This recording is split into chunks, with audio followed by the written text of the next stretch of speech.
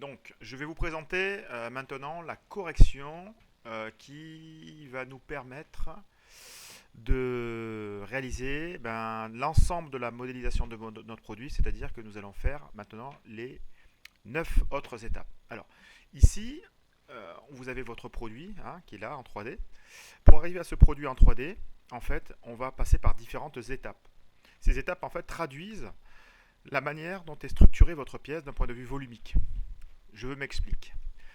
Vous avez vu que dans la première étape, vous avez recréé en fait la forme de base, si vous voulez, de votre pièce. Ça définit à peu près le contour extérieur le plus approchant de la forme finale de votre pièce. Ça, c'est l'étape numéro 1. Pour arriver à l'étape numéro 10, il a fallu d'abord enlever ce cylindre. D'accord. Donc on a fait 7 à l'envoi de matière. Ensuite, on a rajouté celui-là. Ensuite, on a rajouté celui-là. Ensuite, on a rajouté celui-là. Et ainsi de suite. Donc des volumes successivement sont enlevés ou parfois aussi ajoutés. L'ordre dans lequel va s'effectuer la mise en place de ces volumes, ça ne se fait pas au hasard en fait. C'est le fruit d'une démarche de modélisation. Alors cette démarche de modélisation, on ne l'a pas encore abordée en seconde.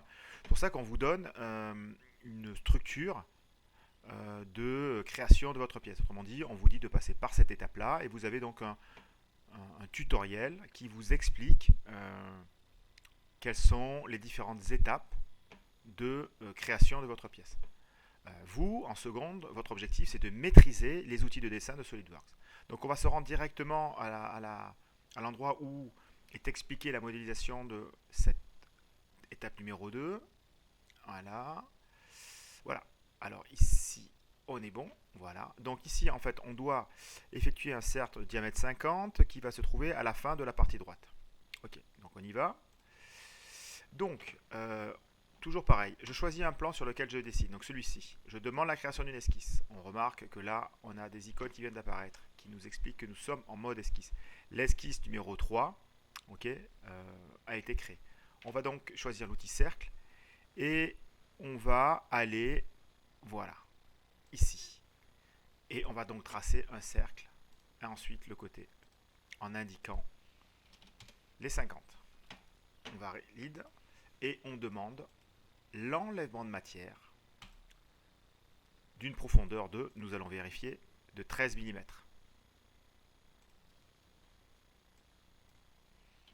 Voilà, on valide. Ceci sera l'étape numéro 2. Voilà, d'accord.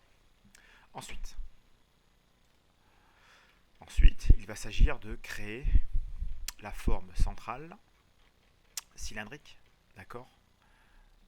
Donc c'est un cylindre qui fait 5 de longueur et qui fait 20 de diamètre. On y va. Donc sur cette face-là, je demande la création d'une esquisse, je demande un cercle, je me positionne au bon endroit et j'étire mon cercle, je le cote, je donne, je valide et je demande la création de matière. Je vérifie que je suis bien à 5 mm. Voilà. Donc je vais demander 5 mm. Et je valide. Et ça, c'est l'étape numéro 3. Voilà. Ensuite, on regarde. Troisième étape. Donc il s'agit de faire un diamètre 5. Ah, petite chose, on se rend compte qu'ici, on a un cercle qui est pas complet. Alors, on va corriger ceci. D'accord, vous voyez un petit peu ce qui se passe. Alors, on va revenir dans l'étape numéro 3. Je vais éditer l'esquisse. Vous voyez, donc c'est quand même très intéressant ce que je fais, puisque ça va vous permettre de voir qu'en fait on peut revenir en arrière. Voilà. Donc moi j'ai créé une esquisse. Je peux changer le mode d'affichage. Vous voyez, je pourrais par exemple passer ici, voire passer comme ceci. Voilà, je vais passer en mode final. Donc ici en fait, il faudrait que mon cercle s'arrête là. Alors on va utiliser des outils qui vont nous permettre de récupérer des lignes directement dans mon plan d'esquisse. Pour cela, je vais utiliser l'outil convertir les entités. Je convertis cette entité et je convertis cette entité. OK. Quel est l'effet de cette manœuvre? Eh bien, tout simplement, dans mon plan d'esquisse, qui est le plan qui est là, on a récupéré cette arête et cette arête. Voilà, je repasse en vue 2D. Maintenant, je vais ajuster les entités de manière à ne conserver que ce qui m'intéresse. Je valide. Je peux déplacer ma ligne de cotation. Et vous voyez qu'ici, je me retrouve avec une esquisse qui a changé. Je valide. Et je change le mode. Voilà. D'accord? Donc, sur ce plan, je demande la création d'une esquisse. Cette esquisse, on va le voir, elle fait diamètre 10 et on est sur 8 mm de longueur. On y va. Donc, un cercle. Si on veut afficher, vous voyez, je me positionne sur le cercle, je fais apparaître le centre du cercle. Je zoome, on peut changer le mode d'affichage aussi. Voilà, regardez, vous voyez, la petite bulle ici m'explique que je suis au centre du cercle. Je trace et je donne ici la dimension. Je valide et on est sur 8 mm. 8 mm, fonction 8. OK. OK. Étape numéro 4. Je valide. Je change le mode d'affichage. OK. Alors maintenant, il va s'agir de réaliser la partie qui est là. Alors on la voit ici sur notre vue 2D, vous voyez, c'est cette petite partie qui est là. Et on la voit ici clairement. D'accord? Donc en fait, on s'aperçoit que là, on va avoir un rayon 25. Alors que tout à l'heure, alors qu'en dessous, on a un rayon 30. 30, 25. OK? On y va. Donc je vais tracer ici une esquisse. On demande barre espace. Je fais apparaître le cube de visualisation et je demande une orientation normale A.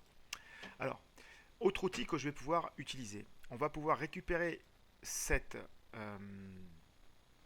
arête et on va cette fois-ci demander un décalage. Donc on va inverser la direction et le décalage en fait que l'on va demander, eh bien il va correspondre rayon 25 moins rayon 30, d'accord, ce qui nous fait 5 mm. Donc je vais demander un décalage de 5 mm. Voilà, je valide. OK. On va ensuite demander de convertir cette entité-là. Je réutilise le même outil que tout à l'heure et je vais fermer.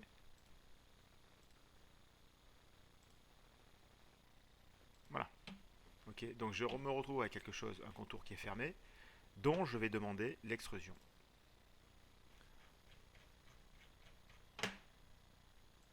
Alors, on va se revenir. Voilà. Voilà. Et 8 mm. On valide. Fonction, base. On inverse la direction, 8 mm. Voilà. D'accord? Alors, je vais vous montrer une autre façon de faire. Hein. Donc ça, je suis le tuto. On aurait pu très bien demander la création d'une esquisse, demander une orientation normale A, et puis à partir de là, par exemple, mettre en place une ligne de construction.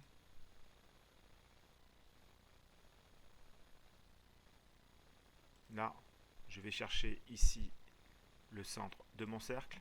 Je demande à cette ligne, en sélectionnant, d'être horizontale. J'ai donc fixé ici une base qui va me permettre de trouver le centre de mon cercle. Je trace ce premier cercle. Et ici, diamètre. Alors, tout à l'heure, je regarde, on avait, donc, si je regarde ma vue 3D, 30 et 25. 30 c'est le plus grand, 25 c'est le plus petit. Ce qui veut dire que celui-ci il fait rayon 25. Donc 25 fois 2 entrées, ça nous fait 50. Okay. Je peux aussi tracer un deuxième cercle en m'appuyant sur celui-ci. D'accord? Alors, on a ici Donc le cercle là en fait il est, vous voyez, il est bleu, ça veut dire qu'on connaît pas la position. Alors pour cela, eh bien, on va ajouter des relations puisque ça ne prend pas. On va sélectionner ce cercle, on va sélectionner ceci et on va leur dire d'être égal. On valide. Vous voyez que ici on est noir. À partir de là, je vais terminer mon esquisse avec échappe, premier trait, et je vais ici, on vérifie,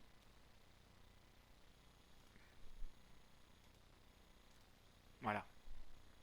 D'accord, on voit qu'ici on est dans la continuité de ce cercle. Ok, donc l'arrêt est dans la continuité de ce cercle. Donc ici, à partir de là, on va faire ça. Et on va refaire le même cercle. Alors j'attends d'être bien sur le cercle. Là, c'est pareil, il ne l'a pas encore pris. Donc je suis obligé de passer par des relations. On demande à ces deux d'être égaux. On valide. Voilà. Alors maintenant, je vais faire là. Je vais nettoyer mon contour. Donc ça, je vais enlever. Ok. Et ça, je vais enlever. Ça, tout ça, j'enlève. Tout ça, j'enlève. Voilà, tout ça, j'enlève. Ok, alors il y a des choses qui sont bleues. Hein.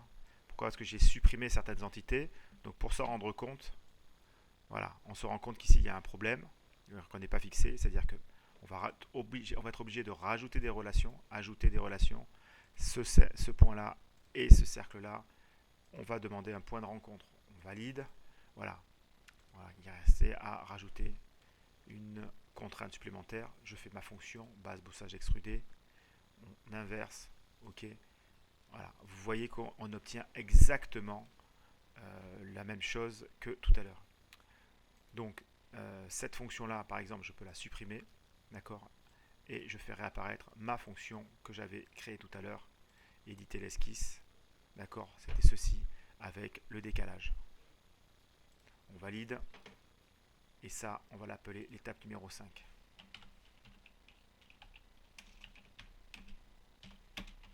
Voilà. Et 5. Et puis celle-ci, par exemple, on pourra l'appeler étape 5 bis. Entrée.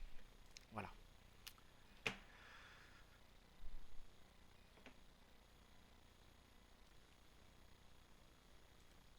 Alors, on va recommencer à modéliser. Voilà, donc vous voyez que rien n'est figé. On va pouvoir, comme ceci, en fonction de notre intention de conception, en fonction de la manière dont on voit la pièce, pouvoir avoir une modélisation qui nous est propre. Voilà. Donc ici, après ceci, on va faire l'enlèvement de matière qui est comme ceci. Donc rayon 20, 35, une ligne horizontale. Donc 35, ça positionne le centre de mon cercle. On y va. Je dessine une esquisse. Je dessine une esquisse sur ce plan. Attention à ce que je choisis. On va chercher. On positionne. Alors attention, pas au milieu de ce segment. Sinon, je ne pourrais pas identifier la hauteur. Là, je le trace n'importe où. Voilà, j'ai tracé un cercle que l'on va positionner. Où est-ce qu'elle trouve la position? C'est 35 à partir de là. Donc de là jusque là, 35. Voilà.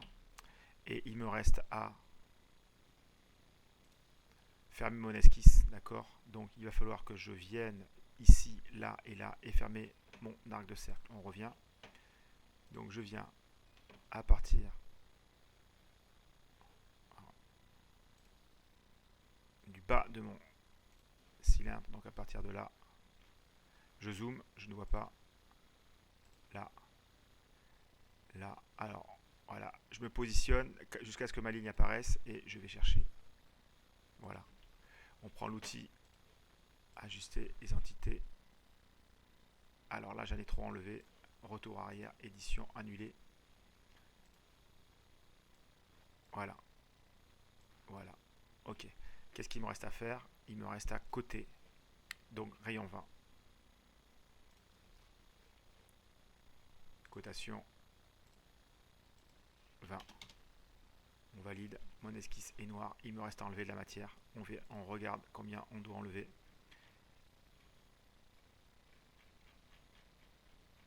Donc, 9. Enlèvement de matière. Fonction. Enlèvement de matière. 9. On valide. Étape numéro 16.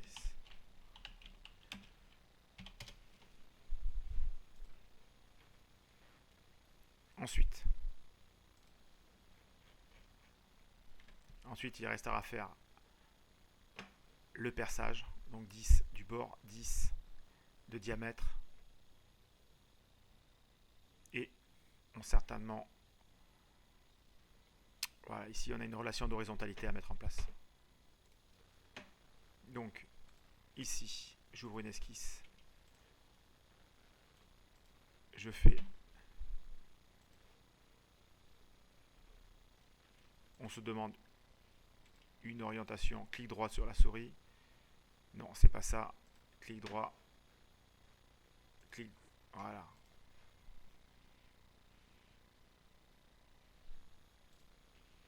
Alors, donc, ce point-là, ajouter des relations ici, et ce point-là doivent être horizontales. On valide, et on doit être à 10 à l'intérieur et 10 de diamètre. S me fait apparaître ce petit menu, 10 et 10 à l'intérieur. Mon cercle est noir et on va pouvoir mettre la fonction enlèvement de matière. Et la condition de fin, ici, je clique à travers tout, on valide et le trou est débouchant. Et ça, c'est l'étape numéro 6. Non, 7, pardon. On valide. Ensuite, enlèvement de matière. Donc on va faire un rectangle sur cette face-là de 50 par 12 qu'il faudra ensuite enlever à travers tout. Alors, ici, là, je clique et barre espace. Ça me permet d'avoir mon cube de visualisation. Alors, je vois pas trop où je suis, donc je regarde plutôt là. C'est bon, j'ai identifié. Rectangle par son sommet. On part de là, on va là. Donc, 50 par 10. Et on fait un enlèvement de matière à travers tout.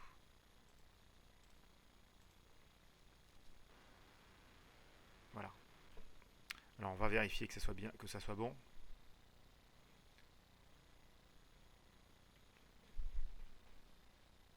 Alors ici le départ de ma fonction, vous voyez, n'était pas bon. C'est pas grave, on peut revenir en arrière, hein, puisque le départ de la fonction il est là. Éditer l'esquisse. On enlève la relation de coïncidence ici, ce qui nous permet de déplacer notre rectangle. On demande une orientation normale A en sélectionnant et on va positionner le coin, voilà, d'accord, voilà, vous voyez, c'est une manière, vous voyez, que rien n'est figé. On va pouvoir aussi, voilà, changer, voilà, d'accord, et on ressort de l'esquisse, ça valide nos changements. Voilà ce qui s'est passé, d'accord. Donc vous voyez qu'on peut toujours revenir en arrière. Je fais exprès de me tromper pour que vous puissiez voir qu'on peut revenir en arrière en éditant les différentes esquisses. Donc là on a fini. Ensuite il nous reste à faire ce petit enlèvement de matière de 20 degrés, 18 par 12, et ceci à travers tout. Ok, donc on demande ici la création d'une esquisse sur ce plan. Espace, je m'oriente. Alors attention, où est-ce que je suis orienté? Je suis orienté là. Là, là, là et là. Je fais bien attention que ce point-là ne soit pas coïncident avec le milieu, hein, sinon je ne pourrais plus coter la longueur. Donc ici, j'oriente.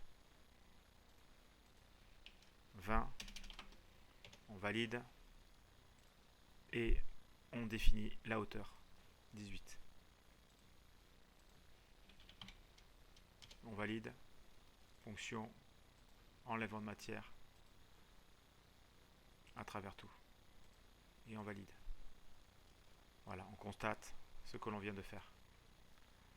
Et ça, c'est l'étape. Alors, ici, étape 8.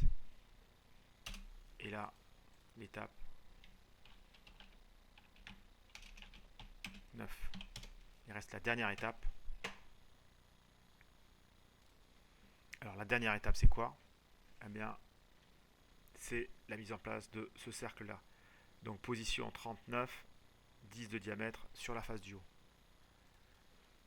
Je dessine une esquisse sur cette étape, sur cette face. Je dessine un cercle, je le cote, je le positionne. Alors, je regarde un petit peu. Donc, 9 à partir de là et 30 à partir de là. Donc, 30 à partir de là et 9 à partir de là. On valide. OK. Fonction enlèvement de matière. Non, pas avec révolution, je me suis trompé. Et de nouveau, à travers tout, on valide. Alors, étape 10. OK. Alors, il nous reste à vérifier maintenant la masse de la pièce. Hein, celle-ci est finie. Donc, évaluer, propriété de masse. Et on a ici 1321,07 grammes.